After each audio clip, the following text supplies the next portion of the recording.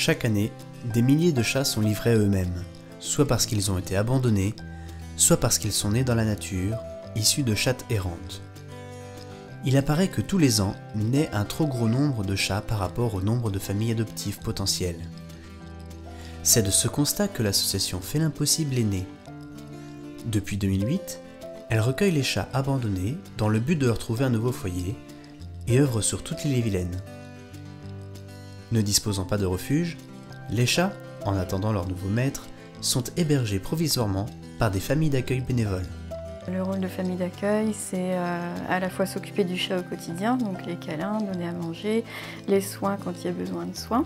Également recevoir les visites des adoptants potentiels, aller chez les vétérinaires pour les vaccins, la stérilisation, enfin tous les soins qu'il y a à faire.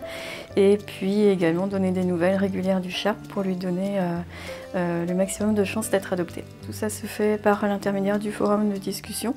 Donc chaque chat, il y a une fiche et où la famille d'accueil met des photos régulièrement, des petites vidéos, des informations sur le caractère du chat, sur ses besoins aussi, enfin toutes les informations qui sont nécessaires pour pouvoir choisir les bons adoptants, enfin des adoptants qui correspondent au chat. Avec une centaine de familles d'accueil actives en Ille-et-Vilaine, c'est près de 300 chats qui sont pris en charge chaque année par l'association. Une solution alternative pour avoir un chat à la maison sans avoir à penser aux dépenses ou aux solutions de garde pour les vacances. On prend en charge tous les frais vétérinaires, les croquettes si besoin, on fournit le matériel, on assure une garde pour les vacances, quand les gens partent en vacances.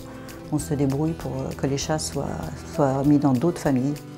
En gros, quand un chat est pris en charge par l'asso, il va vraiment très vite, dans les 2-3 jours en général, chez le vétérinaire. On va chez le vétérinaire avec une fiche de soins. On en fait la demande avant sur le forum, on prend le rendez-vous et on a tout un réseau de vétérinaires partenaires et ils sont habitués à travailler avec nous, avec l'association. Et il y a juste à donner la fiche et les soins sont faits et après nous on n'interfère pas dedans dans tout ce qui est finance.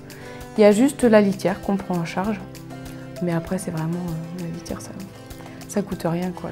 Cependant, avec le nombre croissant d'abandons, l'association est constamment en recherche de nouvelles familles d'accueil. Elle a donc mis en place un formulaire simple de candidature, disponible sur son site internet. Une fois que le formulaire est rempli, une chargée des familles d'accueil vous appelle par téléphone pour discuter avec vous de comment ça se passe et comment nous on fonctionne et ce qu'on attend de nos familles d'accueil.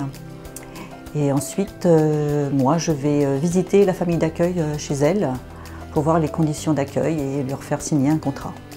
Tout le monde peut être famille d'accueil, c'est bien les jeunes, les anciens, à la retraite, des couples. Tout le monde peut être famille d'accueil, là il n'y a aucun souci. Il suffit d'aimer les chats et puis d'être sérieux, s'en occuper comme si c'était le nôtre et il n'y a aucun problème. Je trouve que c'est assez valorisant dans un sens, quoi. Et puis quand il y a une petite boule de poil qui arrive en mauvais état et qu'on le remet sur pattes et qu'il repart en bonne santé, c'est toujours assez agréable. Comme tout bénévolat ou tout asso, on rencontre des gens charmants quoi, qui sont liés autour d'une cause commune et automatiquement ça crée des affinités électives. C'est vraiment un réseau de liens entre les chats, les humains, les adoptants et vraiment trouver un équilibre pour fabriquer des petites familles parfaites avec leurs chats.